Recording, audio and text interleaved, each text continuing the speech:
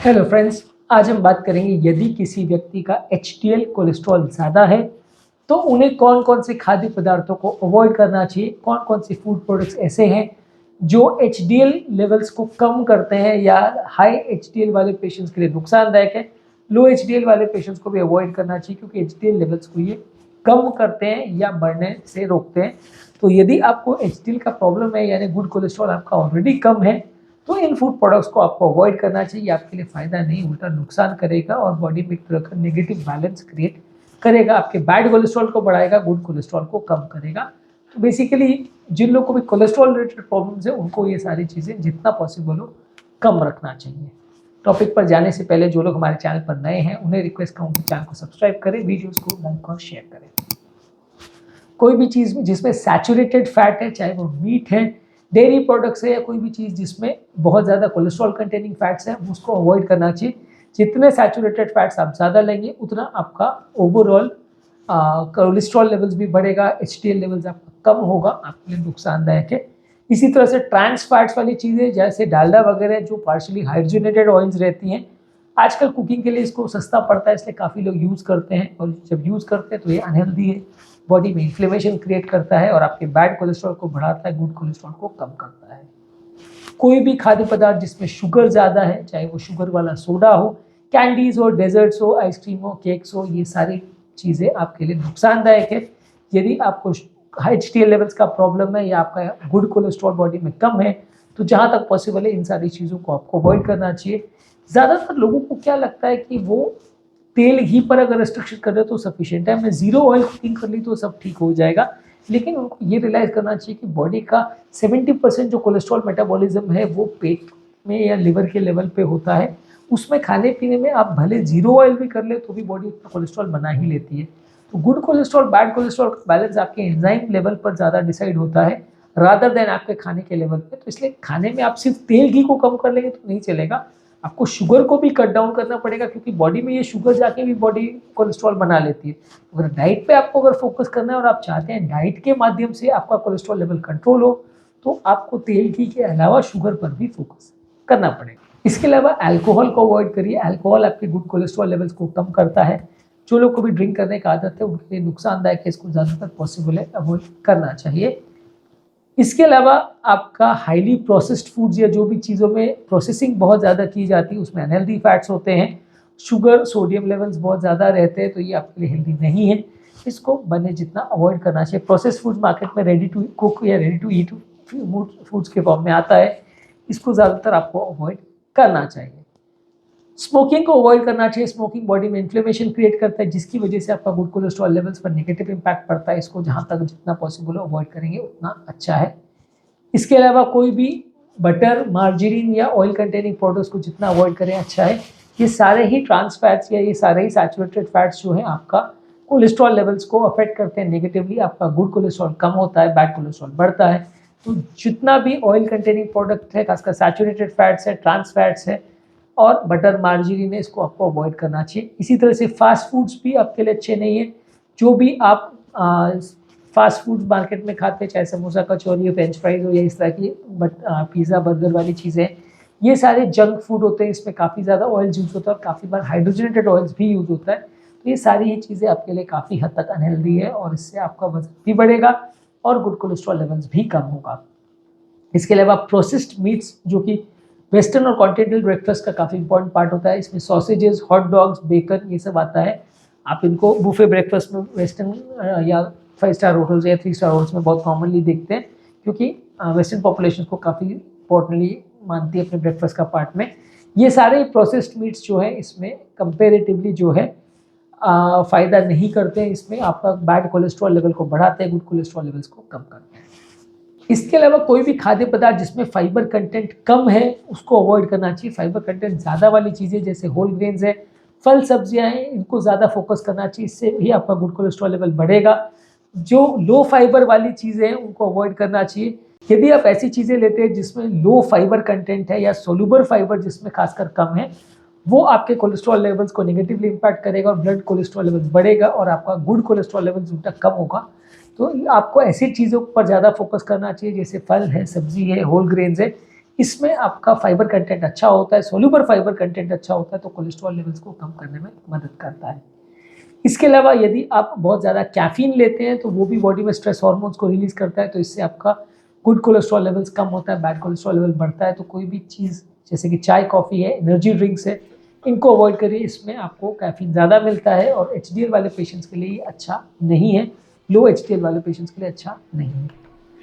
Mental stress को avoid करिए। Mental stress या बॉडी में होने वाले स्ट्रेस हार्मोन्स भी आपके बॉडी में एचडीएल लेवल्स को नेगेटिवली इम्पैक्ट करते हैं। जितना बॉडी में स्ट्रेस हार्मोन ज़्यादा होगा उतना आपका बैड कोलेस्ट्रॉल बढ़ेगा, गुड कोलेस्ट्रॉल कम होगा, शुगर लेवल्स भी बढ़ेगा, तो ये हेल्दी नहीं है। मेंटल स्ट्रेस को कम करने के लिए योगा, प्राणायाम, डीप ब्रीथिंग एक्सरसाइज, इस तरह की आप चीज़ें कर सकते हैं।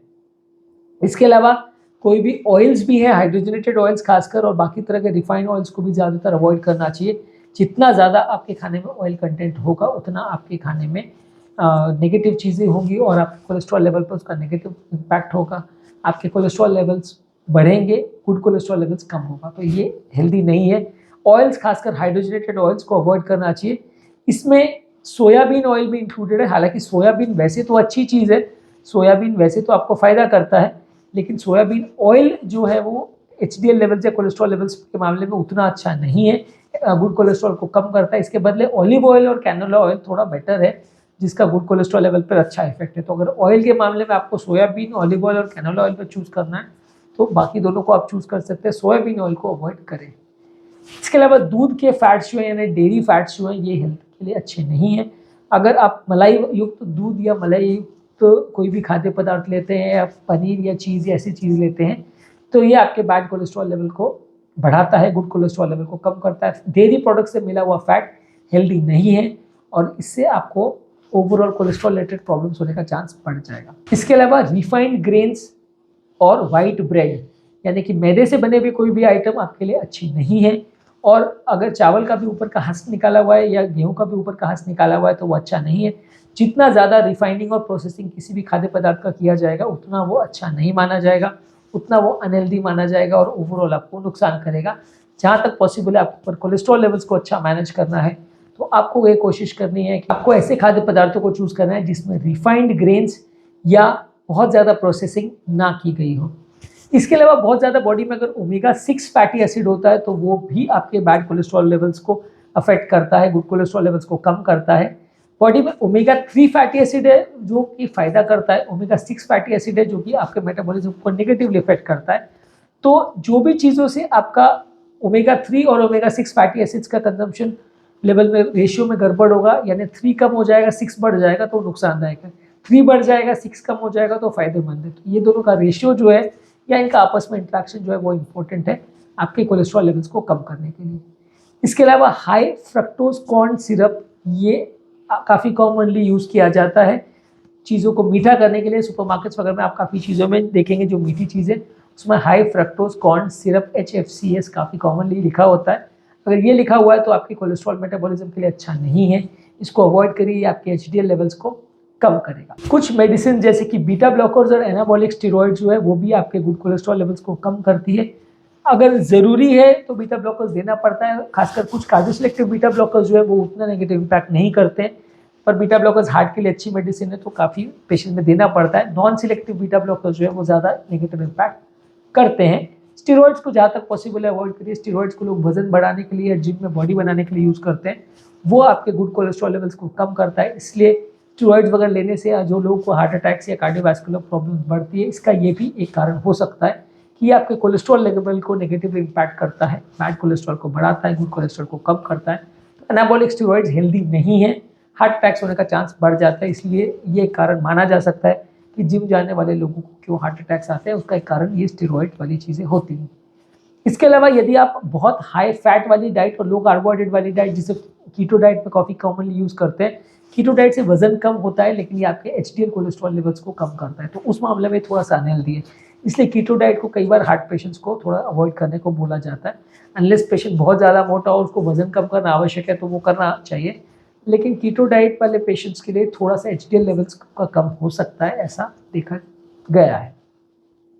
इसके अलावा यदि आपके खाने में कोई वैरायटी नहीं है, आप खाने को बार बार चेंज नहीं करते, मोनोटोनस अगर खाना खाते हैं तो इससे भी आपका कंपेरेटिवली कोलेस्ट्रॉल लेवल्स पर नेगेटिव इम्पैक्ट पड़ता है। आपका बैड कोलेस्ट्रॉल लेवल बढ़ेगा, गुड कोलेस्ट्रॉल लेवल कम होगा। वैरायटी होनी चाहिए चीज़ों में, अलग अलग तरह के फल सब्जी और चीज़ों को ट्राई आप करते रहोगे तो इससे आपका हेल्थ पे बेनिफिशियल इफेक्ट रहेगा। तो यदि आपको अच्छा कोलेस्ट्रॉल लेवल्स को मेंटेन करना है तो खाने को रेगुलर बेस पे चेंज करना चाहिए। एक रेनबो डाइट का कॉन्सेप्ट है, उसमें ये दिखाया गया है, उस पर भी मैंने एक सेपरेट वीडियो किया। उसमें दिखाया गया है कि अलग अलग तरह की फल सब्जियाँ आपको खानी चाहिए, अलग अलग कलर की सब्जियाँ खानी चाहिए।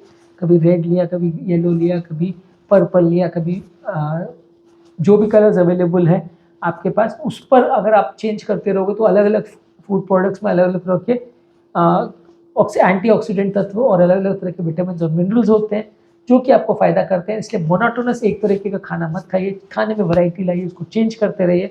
इससे भी आपके ओवरऑल कोलेस्ट्रॉल मेटाबॉलिज्म में फ़ायदा होगा। बहुत ज़्यादा यदि कोई कैलोरियाँ लेते हैं, बहुत ज़्यादा खाना पीना अगर खाते हैं, बहुत ज़्यादा वज़न जिनका ज़्यादा होता है उनका भी कोलेस्ट्रॉल लेवल्स पे नेगेटिव इम्पैक्ट पड़ता है। तो यदि आपको अपना वज़न कम कर सकते हैं आप, तो उससे भी आपका कोलेस्ट्रॉल वैल्यू बेटर होगा। वज़न कम करने के लिए आपको लो कैलोरी का खाना खाना है। एक्सेसिव कैलोरी आप खाएंगे तो नेगेटिव इम्पैक्ट आपके कोलेस्ट्रॉल मेटाबॉलिज्म पे पड़ेगा। इसे आपको हर हालत में अवॉइड करना है। जितना वज़न ज़्यादा होगा उतना कोलेस्ट्रॉल आपका गड़बड़ होगा। इसके अलावा कोई भी खाद्य पदार्थ जिसमें कोलेस्ट्रॉल ज़्यादा है, जैसे एग योक, ऑर्गन मीट्स, ये सब को अवॉइड करिए। ये सब का नेगेटिव इम्पैक्ट होगा आपके एचडीएल लेवल्स पे। हाई कोलेस्ट्रॉल वाली चीज़ों को आपको अवॉइड करना है। ऑयली फूड पर हमने ऑलरेडी बात की। इसके अलावा भी एनिमल मीट्स हैं या कोई भी और खाद्य पदार्थ हैं जो कोलेस्ट्रॉल ज़्यादा रखते हैं, वो आपको दिक्कत करेंगे। इसके अलावा कोई भी खाद्य पदार्थ जिसमें ओमेगा 3 फैटी एसिड कम है वो फ़ायदा नहीं करेगा। ओमेगा 3 फैटी एसिड ज़्यादा अगर आप लोगे तो एचडीएल लेवल्स को बढ़ाएगा। तो कोई अपने खाद्य पदार्थों में कुछ इस तरह की चीज़ों को इनकॉर्पोरेट करिए जिसमें ओमेगा 3 फैटी एसिड्स हो, जैसे फैटी फिश है, सैल्मन, मैक्रेल, टूना, सार्डिन, ये सारी फिश फैटी फिश होती है। इसमें एचडीएल लेवल्स आपका बढ़ाने में मदद करने वाले ओमेगा 3 फैटी एसिड्स होते हैं। इसके अलावा flax seeds, chia seeds, almonds, walnuts, ये सारे नट्स में भी थोड़ा बहुत ओमेगा 3 फैटी एसिड होता है जो कि आपके लिए अच्छा है और आपके एचडीएल यानी गुड कोलेस्ट्रॉल लेवल्स को बढ़ाता है, बशर्ते आप इनको बहुत ज़्यादा नहीं लें। यदि आप बहुत ज़्यादा मात्रा में लेंगे तो नुकसान करेगा। इसके अलावा प्रोसेस्ड स्नैक्स जैसे चिप्स, क्रैकर्स, कुकीज़ और इस तरह की चीज़ें अगर आप रेगुलर लेते हैं तो ये भी आपके लिए अच्छा नहीं है। आपके कोलेस्ट्रॉल लेवल्स को नेगेटिवली इम्पैक्ट करेगा, एचडीएल लेवल्स को लो करेगा। रेगुलर एक्सरसाइज करने से आपका एचडीएल लेवल्स बढ़ता है। तो जो लोग एक्सरसाइज नहीं करते हैं उनका कोलेस्ट्रॉल लेवल्स गड़बड़ होता है। आपको रेगुलर एक्सरसाइज करनी चाहिए, इससे आपको बहुत ज़्यादा फायदा मिलेगा एचडीएल लेवल्स को बढ़ाने में।